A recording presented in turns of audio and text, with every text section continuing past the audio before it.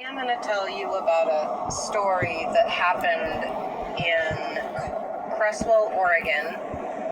And what happened was pretty crazy. It's a ghost story having to do with a dog and the dog's owner. And the person happened to have been a friend of mine. And I, at the time, was bartending at a local bar and grill, and the person that became my friend, her name is Morgan, and she was a great person, someone fun to hang out with, had a lot of stories, was always busybody. She was very beautiful. She loved her dog. She loved animals. There was so many good things to say about her. However, on one day, I had received a phone call, and she had passed away. And I was very upset by hearing the news to find out that a friend of mine had died so abruptly. I was confused, conflicted, didn't know what happened, what caused her death. All I knew is that she was gone. And so I had gotten in my vehicle, and I started driving around through town. And I was bound to determined to find out what happened to her, for her to meet her demise. So I spoke with a couple police officers, and I had spoke with people that she might have been around the night before, and come to find out, she had passed away doing something pretty shady, and I don't want her to get defined by that. It's just she made a bad decision to do something one night, and it costed her life. So I will say that much. However, during all of this hustle and bustle between me running around town trying to talk to friends and everyone to find out what happened, as you do when you find out somebody passes away that you care about, and in between all of that, I have gotten a phone call by somebody that normally, as if memory serves, I had never really spoke to that much, but this person somehow got a hold of my phone number and called me and told me that that they had a problem, that Morgan's dog was inside of Morgan's truck, and that they had been trying all night and all day to get the dog out of the truck, and it wouldn't move.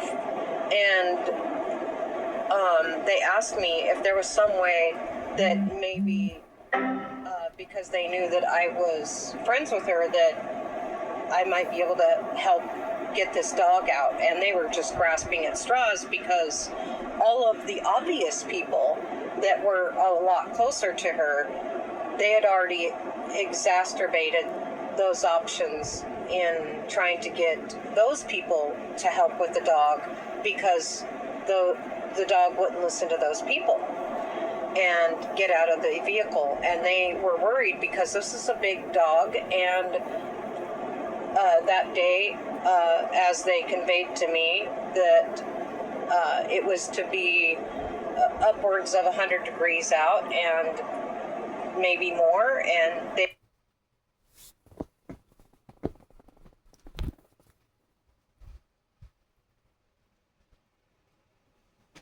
I'm super excited to show you some...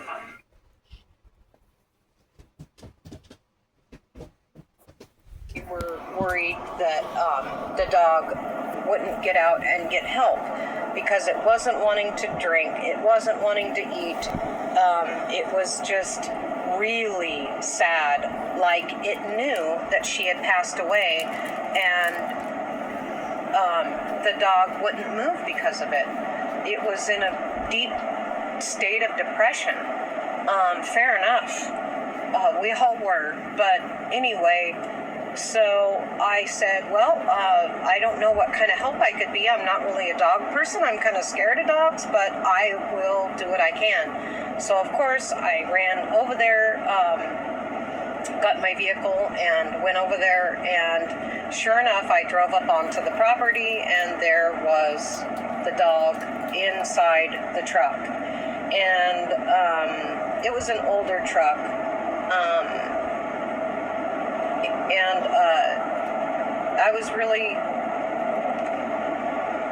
scared, or not knowing. There was some trepidation of not knowing what to expect, if the dog was going to try to bite me, or how I could possibly coax it out. I had no idea. I just knew that I wanted to help out, and that I was really upset about what happened. And the crazy thing was that my friend Morgan, her and I, we had discussed, as I had previous days, had bartended, and she would come in as a customer or helping around, the bar, doing odd jobs and things to help out, getting things done around there. We spent a lot of time that way together, and so I had introduced her to ghost stories on YouTube and different outlets, and she was really excited by that. She used to borrow my phone all the time and listen to the stories as I would work, and we would listen to them together, and she knew that about me, that I was into the spiritual world, and I was very fascinated by paranormal, and that I very much believed in life after death. And so she definitely knew that much about me, for sure. And when she passed away, I feel like I was hoping that, because she knew that about me, that maybe I could talk to her at some point. But I felt it very odd that I wasn't being able to. I thought maybe I would hear her voice, or out of nowhere, say hello or something, and tell me she died, but that didn't happen. And anyway, I wasn't looking for it to happen, but I wasn't trying to cross it out as to make it not happen either. So I was trying to be open about it, and just live my day the normal way as I would. So I didn't do anything different. But anyway, when I had gotten there and tried to get the dog out, I tried to coax it out. I had stopped and bought a pepperoni stick and tried to get it out, and it wouldn't touch it. Somebody else came out. They brought water to it, tried to set it out there. My son, Chase, came out, brought his rig out, and he tried to coax the dog out, and he said, "Here, Mom, let me do it. The dog knows me more than you know it." And I said, "Yeah, go for it." He knew that I was kind of scared of dogs, so my son tried everything. He tried pulling on the collar. He tried using the food that I was giving it with the pepperoni sticks, and the dog just wasn't taking it. And he was getting vicious. Other people that had tried that day and that night, he had bit them, and he was trying to snap at anybody, and he was growling, and he was scary. So, I mean, there's only so far that somebody wanted to go with the dog, hence the reason.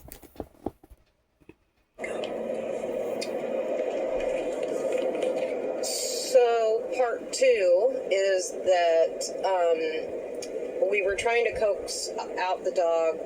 My son had tried, and the dog wouldn't listen, so he said he was going to go sit in his pickup and he was going to be leaving soon, but he didn't know what else we were going to be able to do because the dog wasn't getting out of the vehicle or listening to us.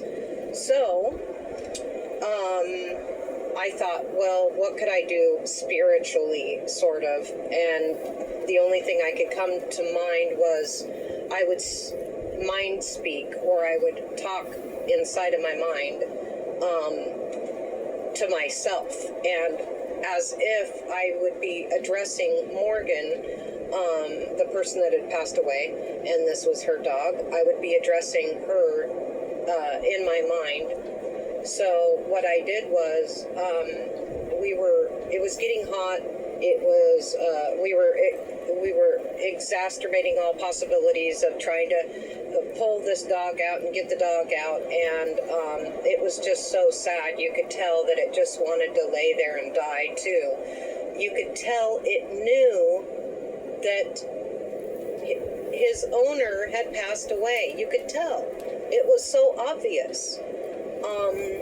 And this dog was so miserable without her. I mean, she loved it and it loved her immensely, obviously. Anyway, so I did the only thing I could think to do in the moment, and I was getting ready to leave, but I wanted to try everything before I left so that I wasn't leaving anything on the table of ideas of things to do. So what I did was I yelled really loud inside my mind, as loud as I could, "Morgan, I need you to listen to me, loud and clear. Please hear me.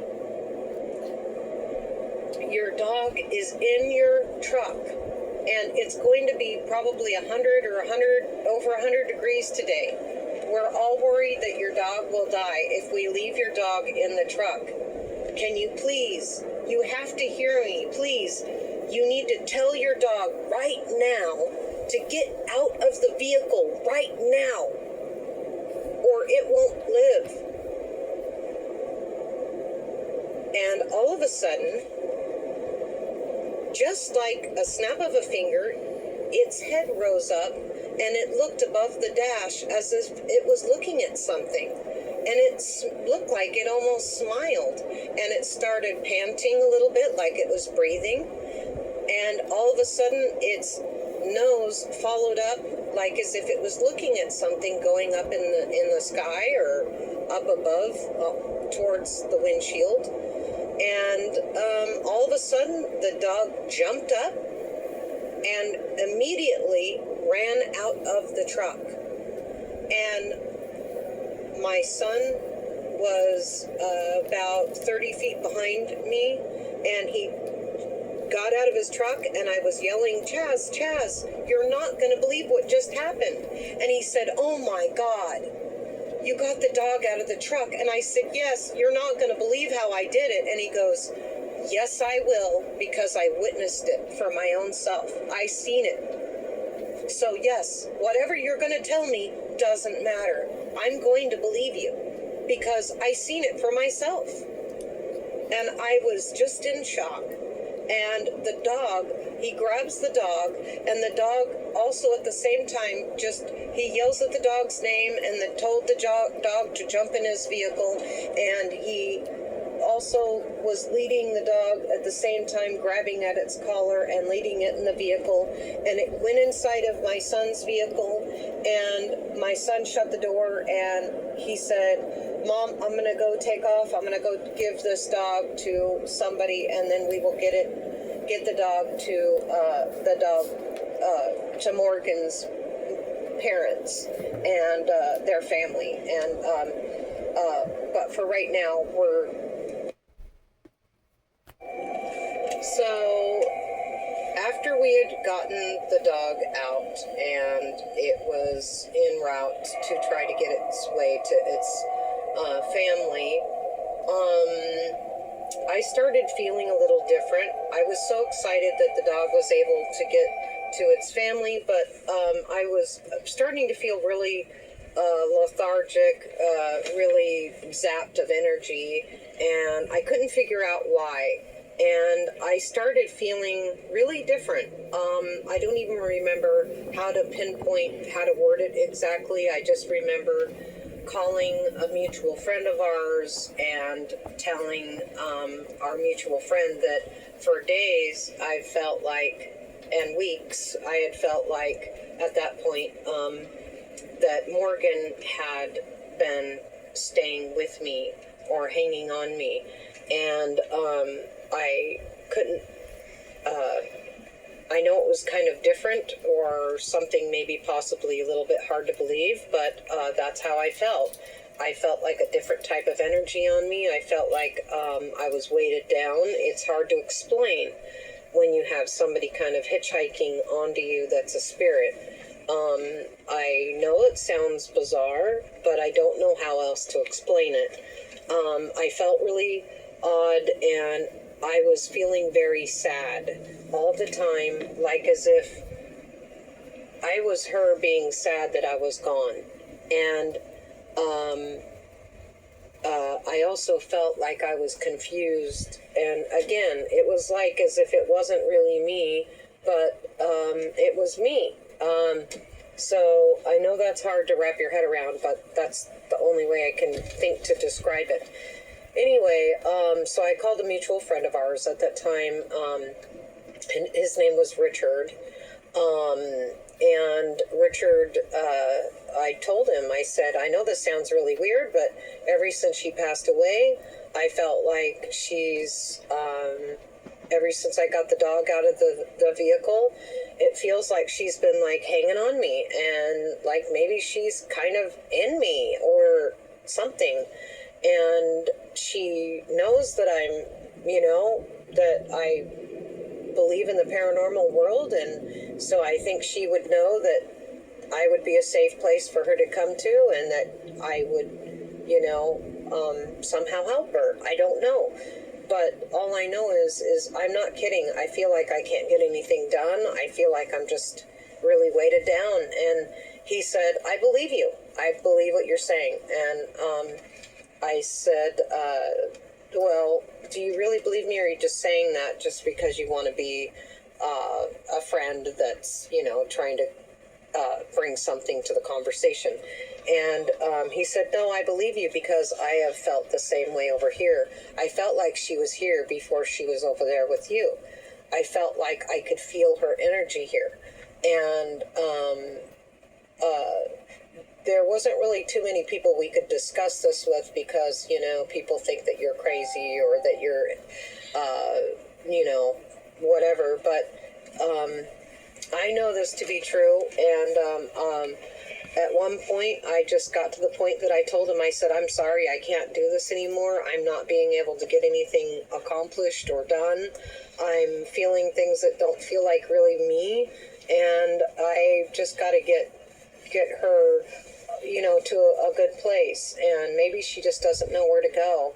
I'm just going to tell her to go find the light or something, or see the light. And he said, do it. He goes, if I were you, I'd just do it. And I said, I felt really bad because, I don't want to say goodbye to my friend, but I can't keep housing her either. I know that sounds odd to say, but that's kind of how I felt. So anyway, I got up enough gumption and I finally did it. Because it felt like there were two different entities inside me. There were two different souls inside me. There was two different everything, and it felt kind of bizarre. And so I did. And I felt bad. I still do feel bad to a point about it. But one night I just did the mind speak, same as I did for her dog, as trying to get her dog out of the vehicle. I just said, Morgan, I love you very much. We miss you a great deal.